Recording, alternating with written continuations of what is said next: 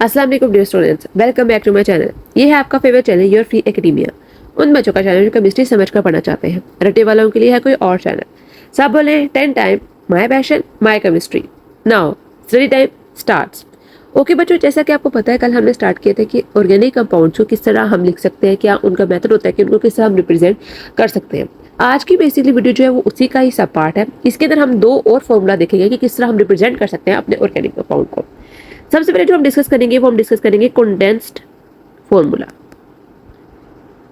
Condense का मतलब क्या होता है? बेसिकली जो चीज़ हम इकट्ठी करके लिख लेते हैं, ठीक है, जो चीज़ हम इकट्ठी करके कलेक्टिवली हम चीज़ को लिख देते हैं, उसको इकट्ठा कर देते हैं, बांध देते हैं, तो हम कहते हैं वो चीज़ कंडेंस हो चुकी है, वो चीज़ कम हो चुकी है। सेम इसी तरह अगर हम किसी भी ऑर्गेनिक कंपाउंड को इकट्ठा करके लिखते हैं, मीन्स कि उसके अंदर जितने भी नंबर ऑफ एटम्स हैं उनको कलेक्टिवली हम बांध कर लिख दें कि ये हमारे पास कंपाउंड है, तो हम उसको कहेंगे उसका ये कंडेंस फॉर्मूला बन गया। इसको याद करने का सबसे बेहतरीन तरीका ये है कि आप लोगों को किसी भी मॉलिक्यूल का स्ट्रक्चर फॉर्मूला जो है वो आता हो।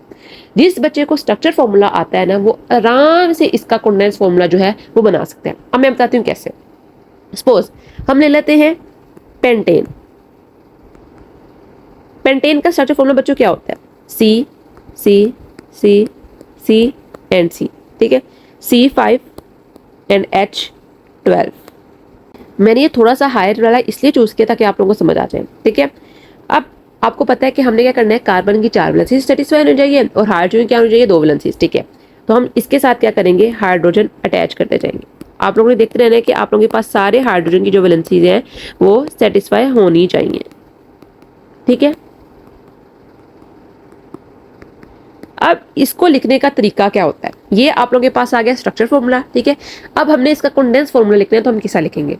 सबसे पहले तो आप लोगों ने बच्चों जाना है लेफ्ट हैंड साइड के ऊपर और राइट हैंड साइड के ऊपर। यहाँ पर आप लोगों ने क्या करना है कि CH3 को सिलेक्ट कर लेना है, CH3 और CH3, इन दोनों को आप लोगों ने लिख लेना है साइड पे, CH3 और CH3। उसके बाद आप लोगों ने देखना है कि आप लोगों के पास रिमेनिंग क्या रह गया। अब आप लोगों के पास CH2 रहता है एक, CH2 2 और CH2 3।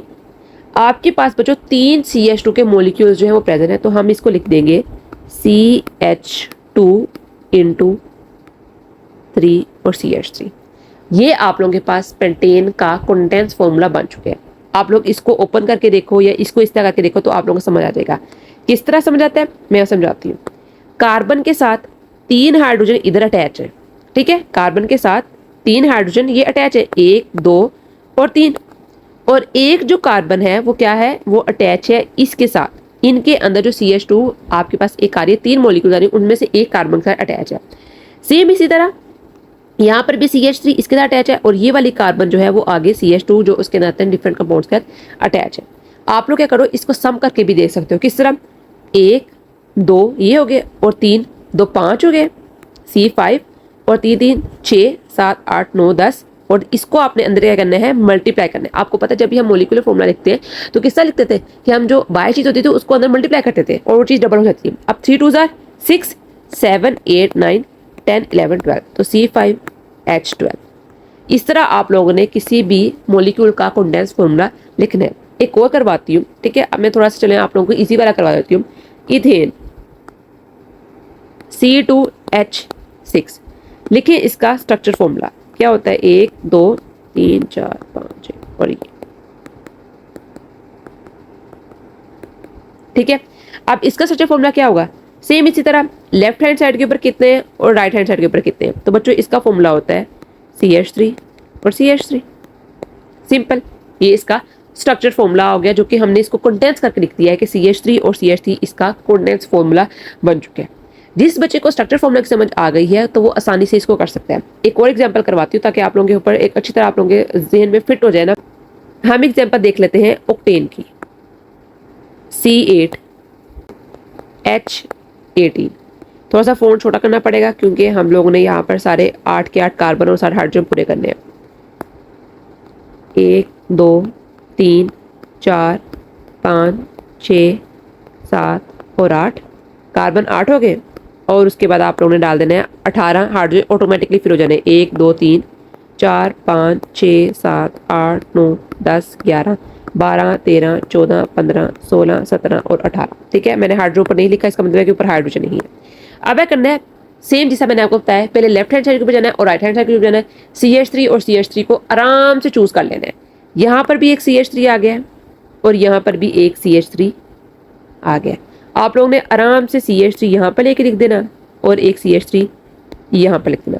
उसके बाद दरमियान में सबके पास जो होगा मोस्ट प्रोबेबली क्या होगा, CH2 ही होगा। ये नॉर्मल मैं बात कर रही हूँ जिसके अंदर स्ट्रेट चेन है, ठीक है। अभी मैंने ब्रांच का नहीं आप लोगों को बताया, ये एक स्ट्रेट चेन के अंदर बता रही हूँ।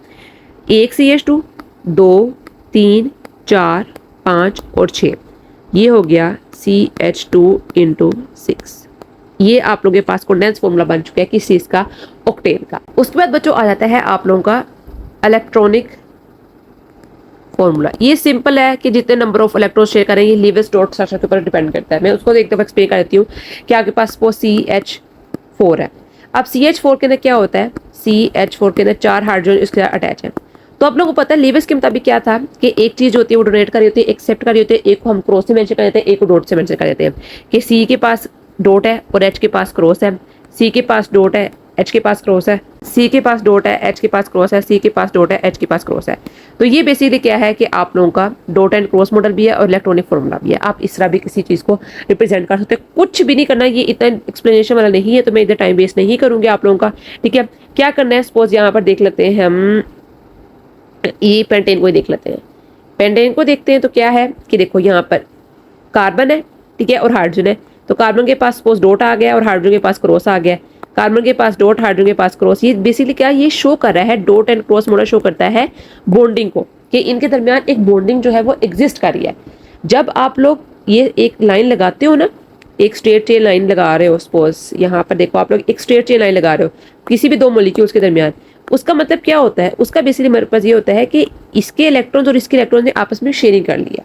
जब आप लोग डॉट और क्रॉस लगा देते हो तो इसका मतलब क्या है कि वहां पर शेयरिंग एग्जिस्ट कर रही है। तो आप लोग जब लाइन लगाते हो तो इसको मिस कर देते हो, ठीक है। तो बेसिकली एक लाइन ही होती है जो कि इनविजिबल होती है, तो वहां पर आप लोग इसको शो करते हो। आप लोगों ने बहुत डिटेल में इसको पढ़ा हुआ है, ठीक है, तो इसके ऊपर टाइम स्पेंड करने की जरूरत नहीं है। तो ये था बेसिकली आप लोगों का कंडेंस फॉर्मूला किस तरह आप लोगों ने लिखना है और आप लोगों ने अपना इलेक्ट्रॉनिक फॉर्मूला जो होता है वो किस तरह लिखना है।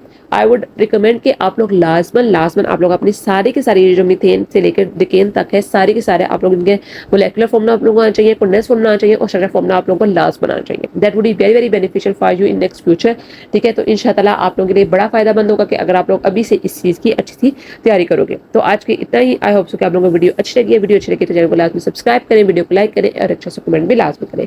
कल मिलते हैं एक नई अच्छी स्टैंडिंग, तब तक के लिए फी अमान अल्लाह।